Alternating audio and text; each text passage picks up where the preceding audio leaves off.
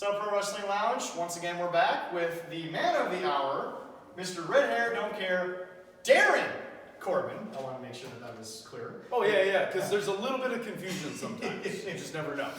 But no, real quick, am I the first to be on here? You are the official first person to ever be interviewed by the Pro Wrestling Lounge in any state, any company, anywhere. This is the very first time. History-making event tonight. Yes, this is great. All right, cool. Yes, I'm excited about this. Fantastic. All right. So, first and foremost, Mr. Darin Corbin, according to your Facebook profile, you have said you started in 2004, which you like to clarify to people because people think you ripped off your name. Oh yeah. Any quick 1-minute segment on like when it started to be a backlash that people thought that you ripped off your name? Oh. Was it around the time that Darin Corbin started with? Oh yeah. No, I mean it's hard because when my brother debuted on TV, like the hard part is everyone thought that I suddenly changed my name or got my name there. So every time I see a tweet that's like real original, I'm like, what do you want me to do? Grab a time machine and go back to 2004 and change it, or didn't think of it, or pretty much the exact quote that he said to one of the guys in the lounge when we first introduced him. That's normally my go-to, which is really nice because I've done an AMA on Reddit before. Okay. But the nice thing about Reddit is at least like a lot of people were familiar with me, so anyone who asked that question got voted down right away. So it's good to know that there's people who obviously have done some research, which is nice. But I just add that as a tag for anybody who's new to the concept. So I've been here since 2004. I came up with it's my name, so I didn't try to take. I wasn't like, oh man, good for my brother being on TV. I'll just So 04 authentic. So let's end that discussion right there. Perfect. And to clarify for some of our ghosts who may not have done the proper research on you before this in the lounge, your brother is Darin Corbin. Can we don't see the resemblance? Can we stop the conversation now? Are we good with that? There's also Darin Corbin, who is also my half brother, and so we used to team when I started in 2004, and that was great. We were a tag team. We actually just teamed up again for like the first time in years. Oh, very and nice. it was just at the end of March, so it was great to get the Corbin family back together, which is always nice. Will Darin and I ever be an official team? That's you never know what's going to happen in the future. I mean, you can't predict it, but we'll see. We'll see what happens. So, but yes, I don't want to take too much of your time. Oh no. All right. Technically, we're wasting your time. Oh no, but never. But anyway, so your upcoming match tonight. I don't want to get your opponent's name incorrect because it is sort of an interesting name to say. But it's been posted all over the lounge. Yep. Tonight's match is actually the main event of Grand Slam 2. Worthy cause. Okay. And it's also a title match for anyone out there who has now been following for the last 5 days. You know who you are. So would you like to give any quick shoot on your opponent tonight and possibly what might happen in that match? It's hard because I've been not sure what's going to happen tonight. Because for those of you who are familiar with Oren Veidt, Oren has been making a name for himself in deathmatch wrestling. And Oren is one of the toughest guys, not only in Minnesota, not only in the Midwest, but he is really showing that he's becoming like the new star, new face of deathmatch wrestling. GCW and Oren together, like that's really put him on the map. And so I don't underestimate him at all. Now, he beat my tag partner, Leroy, for this championship. Now, I went against Leroy, and I'll admit, he beat me, and that's fine. There was no animosity there. But I feel like not only winning championships being important, but having to win this match as a way to maybe avenge my tag partner in some way, shape, or form. But I'm not gonna let emotions get the best of me. I've always been in to win and to win championships. I think that's the most important thing. It drives me nuts when people are like, I'm gonna blow the roof off the place. I'm gonna do this. It's like, don't you want to win first and foremost? That's my goal. That's always my goal. So I'm looking tonight to be the next, not the first. That would be weird because then that means I went back in time with that time machine. There you go. We found it. We somehow found it. But what it would be is I would be the next MAW champion. But it's gonna be one hell of a fight. And I say fight, not a wrestling match. It's gonna be a fight. I know what Oren's capable of. So. And just so you know, Oren over David Arquette might be a match in the future. Who knows? Well, that'd be crazy. Yeah, well, All right, so one of our administrators, Gene Cross. Oh, really? Gene. Okay. He gets mistaken for it occasionally. Okay.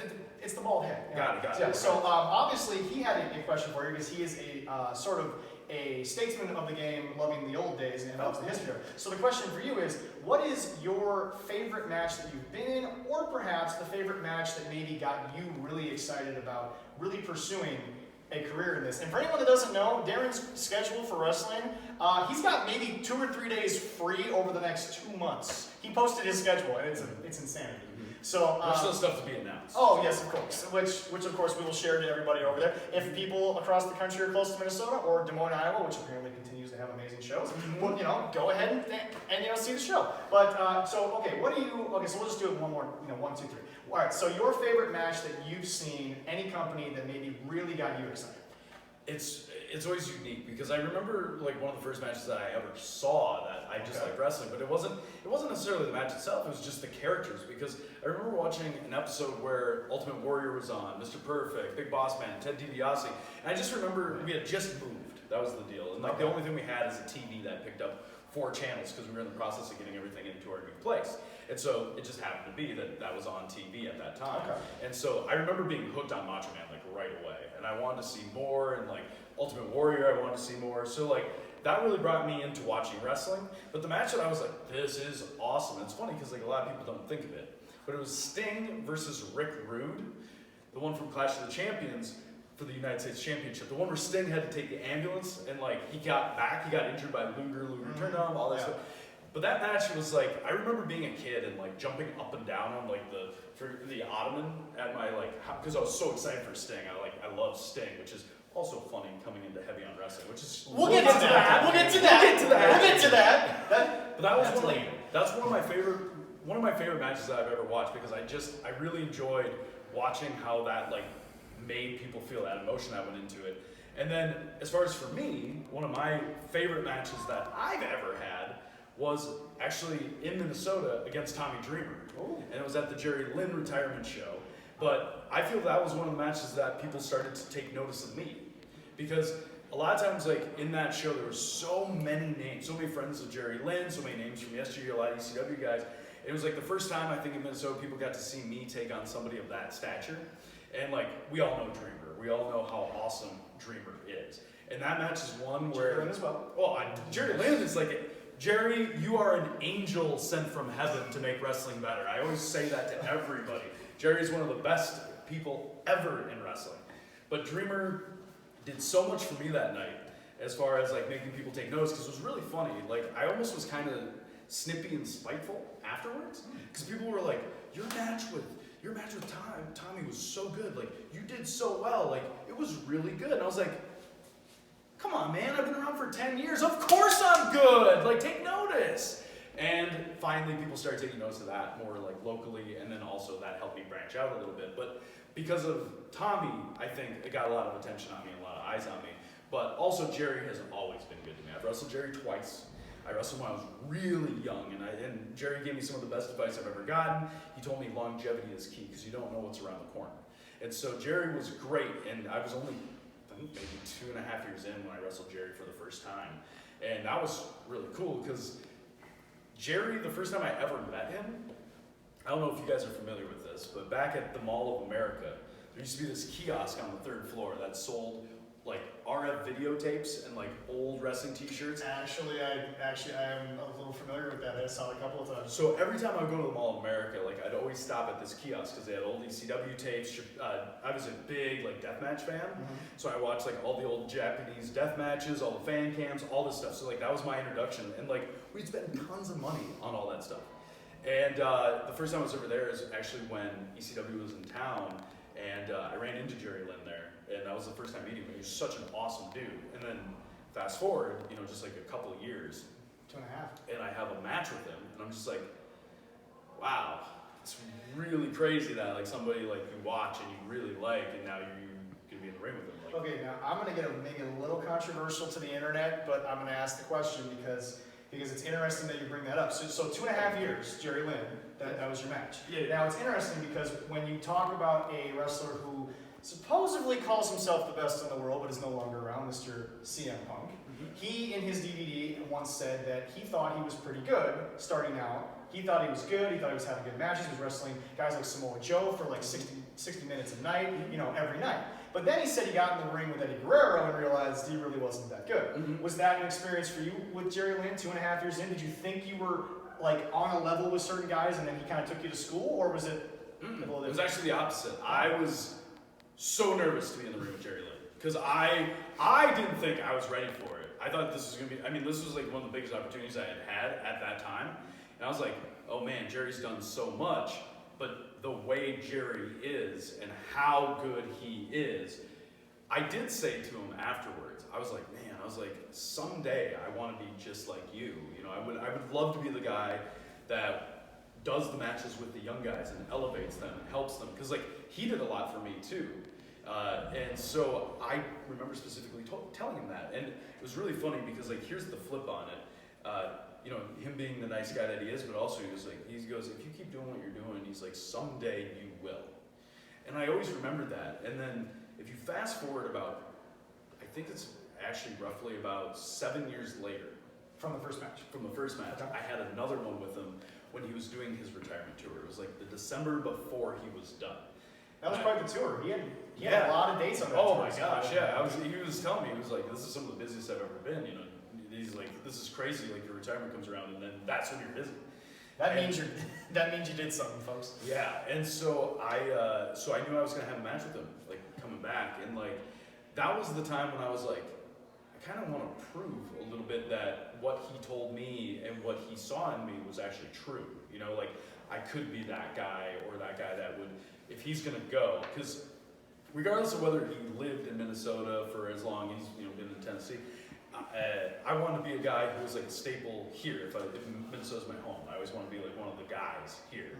And so I wanted to show him that night that if he's gonna, be walking off in the sunset, that things are healthy here. There's still a guy, and granted, there are people around that are still, there's a variety or a plethora even at that time that are guys that you could have and guys that are helping with these young guys now. So I wanted to show that I was in that role as one of those guys. And so that match was very important because I want to be I want to prove to him that I took his words and wanted to make them something, not just be oh cool, I got an awesome compliment. I wanted to make it something special for me. So now, do you think, since you're from Minnesota, that you're the best wrestler right now out of Minnesota? Oh, absolutely.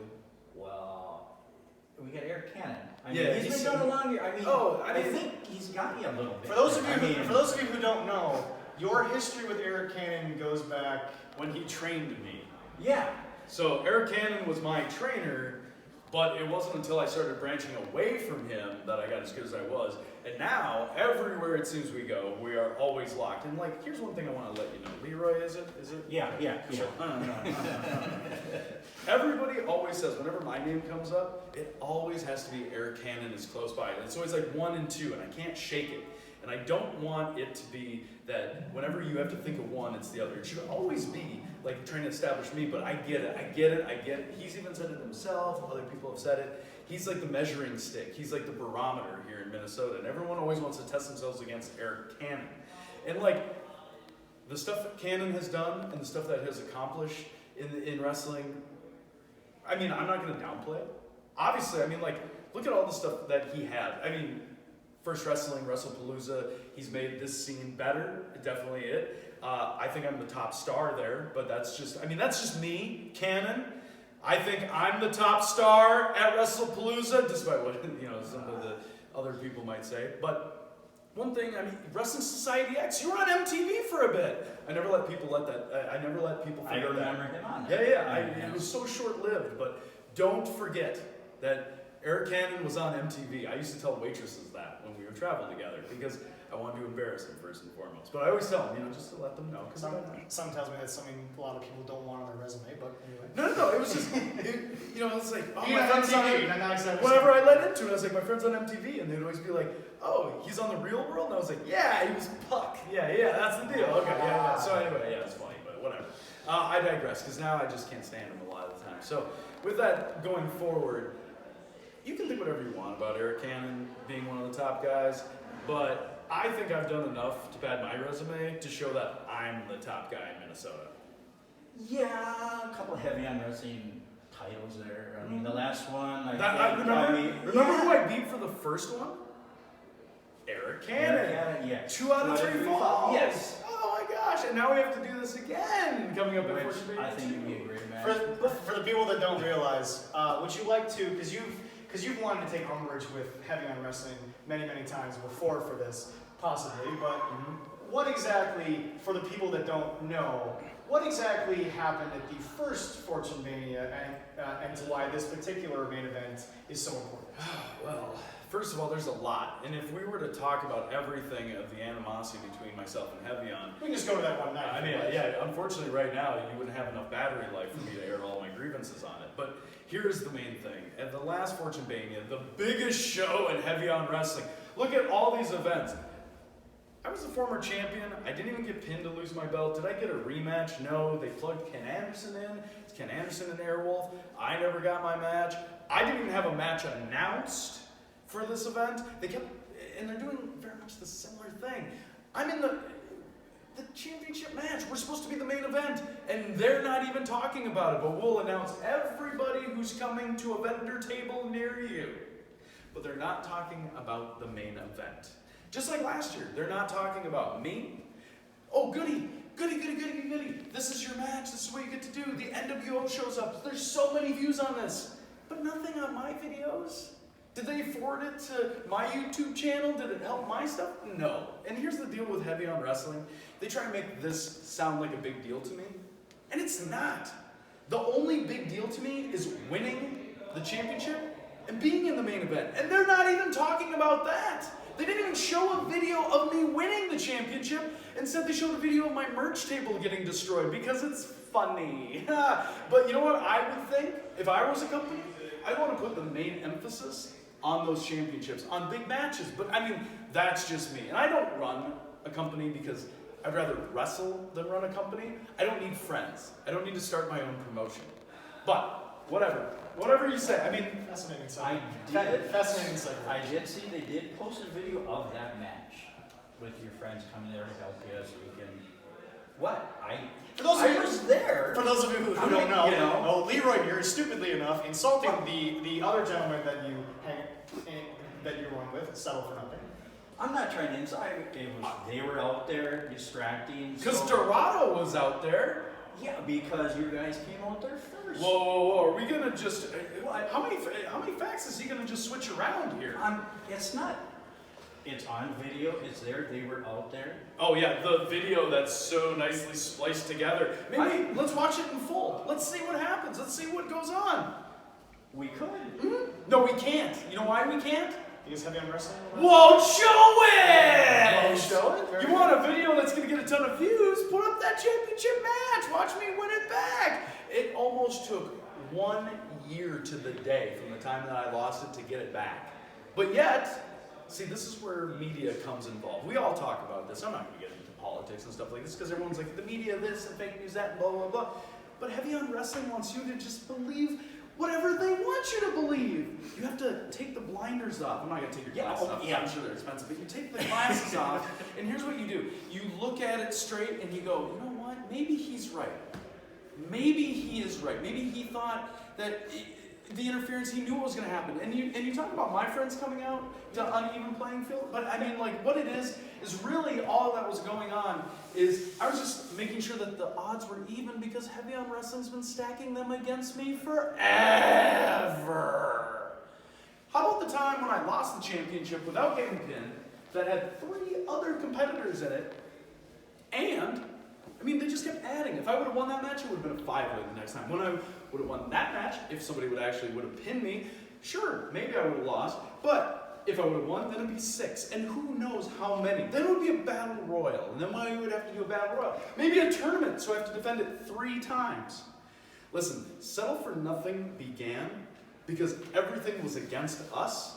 And the 3 of us were upset that we had to wait for something to be given to us because we were sick and tired of all these supposed goals and accomplishments. Congratulations, you're on Fortune Mania. Okay. What now? We're moving on to Fortune Mania 2? I have the championship, no one's talking about it. What about my buddy Leroy? What about Taylor? What about the guys who are there all the time? Cool, Sting's gonna be there for a signing, then he's gone. I see a bat in the ring. Does that mean that I should be scared that he's gonna be in my match? I mean, if I'm the main event, is he even going, is he gonna be there for when that comes? I mean, I don't even know. I mean, who's going to be signing and staying? Who's going to be there to, keep the momentum going? Because I've been there. I've been there the whole time.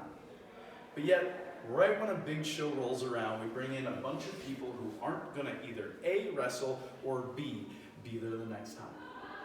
But Settle for Nothing will be.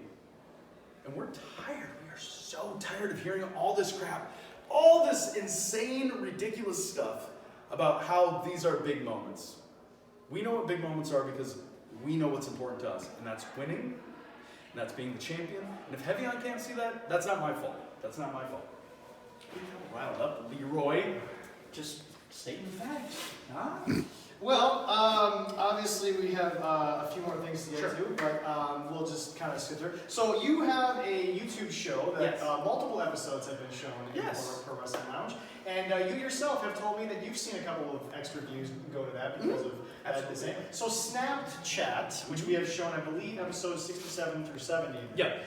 Yes, we have. So my question to you is what exactly do you think that has done for your career, and does it have anything to do with the way social media can help the modern day wrestlers get out there quicker? So it's interesting because I used to do some YouTube stuff a long time ago. And I used to do a show called Wrestling Reflections a long time, and actually it got flagged because I used a theme song that looks familiar to maybe an Attitude Era opening for Raw. But anyway, what ended up happening is... Attitude Era for everyone. Yeah. So, I ended up kind of taking a break from it because I didn't want to have that hurt my chances of, every time a video comes up, am I going to be under, the magnifying glass? So I started to do something different because I always believe that social media is important. And like my main thing is you could wrestle a match, and this has happened to me before, where you wrestle a match and it goes 8 to 10 minutes, let's say. So it's 8 to 10 minutes, you're out in the ring, and then fans watch a match, and there's 6 or 7 or 8, or I think there's 7 tonight, right? I believe So there's gonna be 7 matches tonight. You're watching the match, and like I've had it where I've been in full gear. I've had my match, I was match 1. Intermission happens, I'm sitting at the table, and as I'm sitting at the table, some little kid will come up to me as I'm in full gear, sweaty, and go, "Did you wrestle tonight?" And it's like, man, the modern generation has such a goldfish memory. But if I'm able to put things online, then they stay there forever. And if you ever want to revisit it, all I gotta do is just reinsert it back in. Again, if I share that video every day for that week, even if you didn't catch it the first time, you have an opportunity. And also because attention spans are so short, I try to keep Snapchat in between 1 minute and 2 minutes, because if you can indulge it, you can get it there.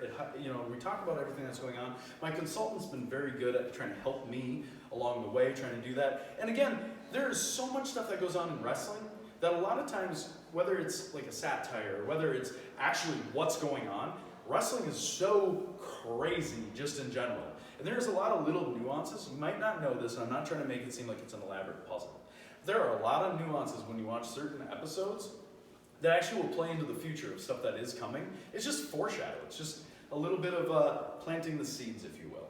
But Snapchat has always been something that I've been very passionate about. I try and keep it up on the weekly, so at least I've seen like a little bit of a build. But I'm also trying to shift. YouTube, sometimes you're a jerk. I'm just gonna throw it out there. I'm not trying to attack you in any way because I know you're very sensitive with everything that you do. And they just changed their algorithm. Oh my God, don't even get me started. So now I've been trying to use Twitter and all this stuff, and I will be launching a Patreon account where I'm going to be doing exclusive video stuff and videos where that will be launched there, because a lot of people ask me backstories on like some of the characters and some of the stuff that happens, and I want to give that to people too. But also I want to look back at some of the old videos I've done and like add some stuff for people who might be interested, where I wouldn't have to worry about, for example, copyrights on music, where I could do just like nice little like Q&As and stuff like that, and make everything come together. The links will be posted in the Pro Wrestling Lounge once those are out. So perfect. And one of our other administrators. Who in the hell was that? All right, sorry. Yeah, well, no, I understand. Okay. So all these crazy people. It's an indie wrestling show in Minnesota. Yeah. That's all I gotta say. So one thing is, you've obviously seen a few things in the Pro Wrestling Lounge since we've added you and we've shared your videos. What stands out to you about the people, the lounge itself? Do you think that we're doing enough to promote wrestling, or do you think we could be doing a better job? I think a lot of times it's very interesting because you have a lot of people that are very quick to be open-minded to wrestling.